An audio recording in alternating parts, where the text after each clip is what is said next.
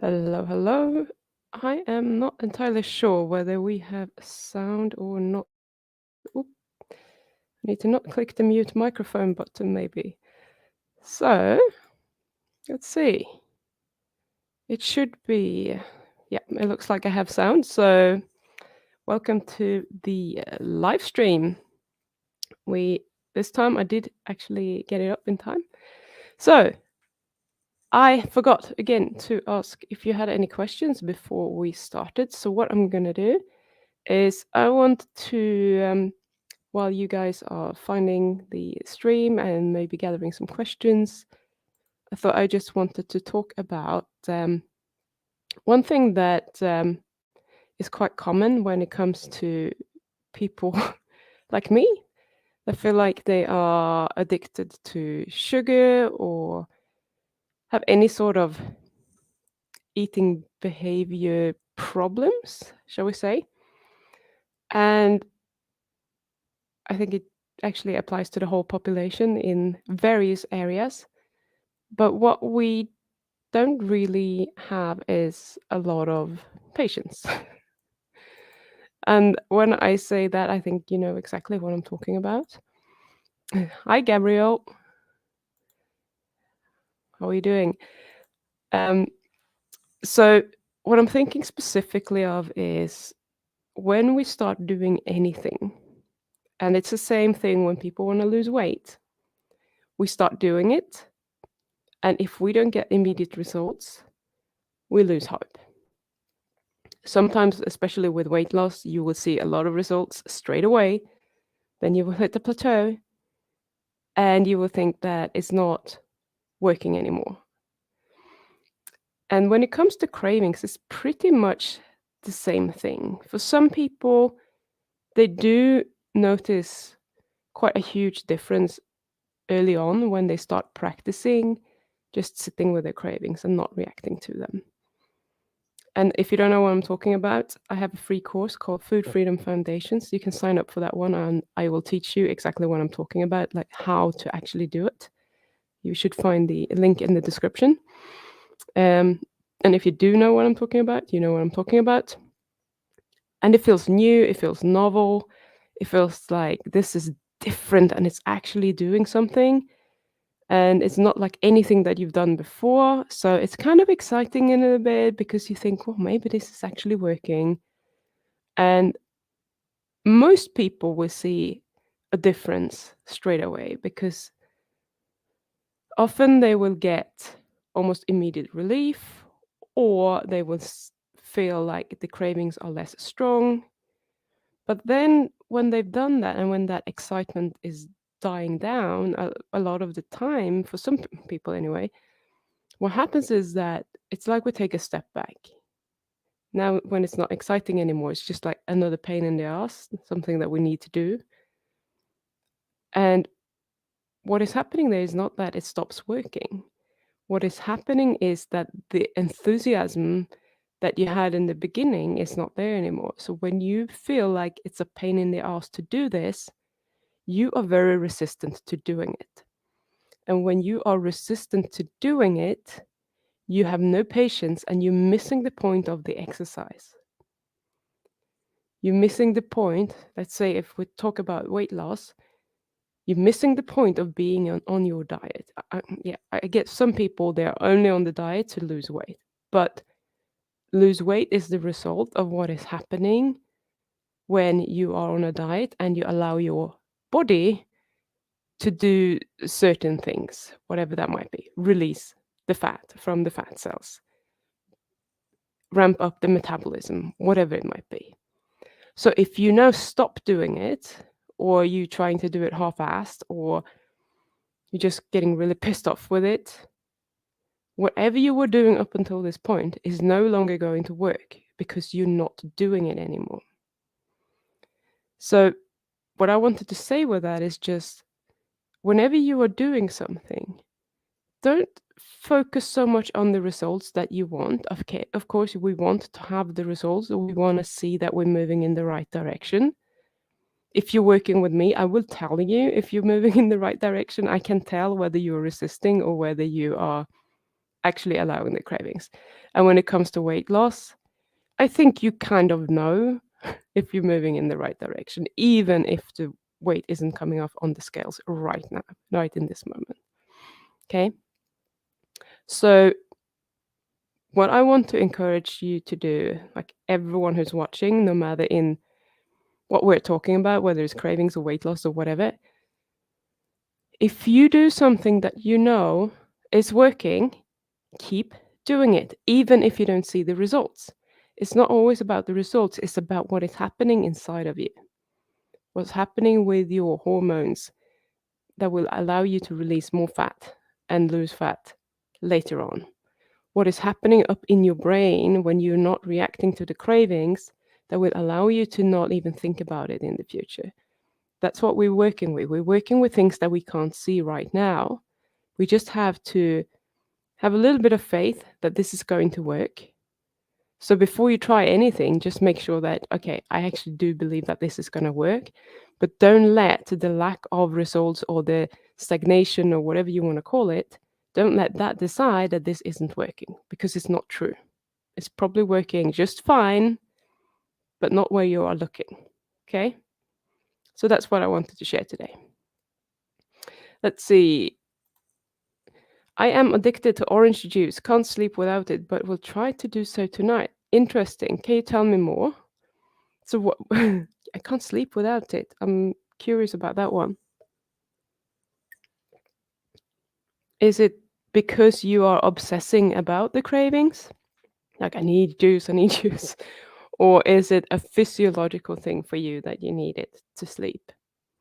Because if it's just a physiological thing, there might be other things that you can try that can allow you to sleep. Right, so who is here? We have 8 people watching. We need some questions. I can't make the questions up myself. That's not much fun. And it's gonna be silly answers. Actually, I taught a class on joy and playfulness yesterday, and we made it very silly. Um, that might be something that you guys want to bring into your practice when it comes to not giving into your cravings. Is like, can we see this as a game? Is it possible to kind of play around with it and not take it so seriously? So it's physiological. What actually happened? Describe the symptoms to me, please, and I might be able to help. So I've been thinking about this. It's like we are so pissed off with our eating behavior and how we're giving into the cravings and how we can't stop eating the carbs or whatever, that there is absolutely no playfulness there. It's 100% serious and it just needs to happen and we're angry about it. And so when we try to do something about it, it's like we are super tense. We just go into it and there is often no leeway. It has to be done right. It has to be, that's where the black and white thinking comes in.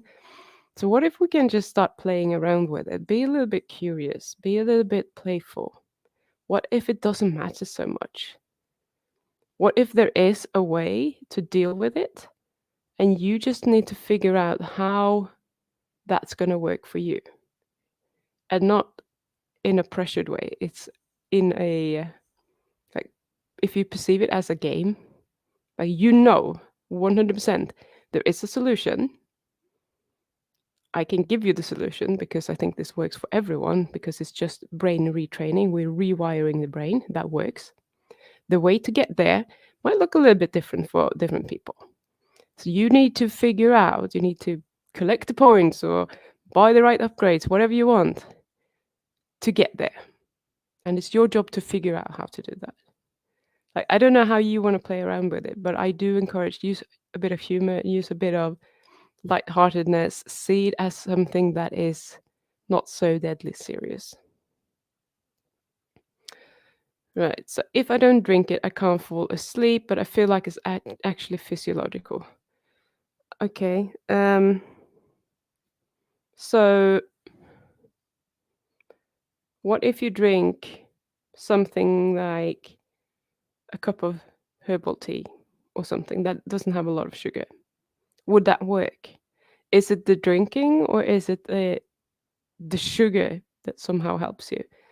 Which physiologically, I cannot really see how the sugar would help you sleep unless you're fucking around with your diet a lot so that maybe you're like completely if you super fasted, for example, and you have like a cortisol issue, then I can see how that would be working.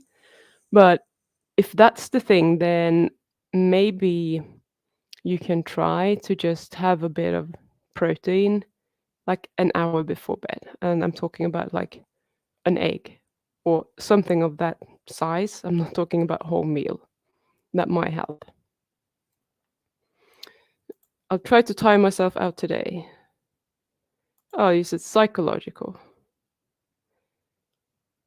Okay, so if it's psychological, then like practice the cravings, like practice just feeling it, practice when you lay in bed and you probably are having like thoughts about the sugar, how you need the orange juice to fall asleep. Practice thinking different things. Question those thoughts and ask yourself, is this really true? Probably not. Like 99.9% of the population of Earth probably fall asleep without orange juice. It's not a requirement for a human being. Question how this thought is untrue because it definitely is, and I think you know that it is. And you can also you might want to do some journaling about it.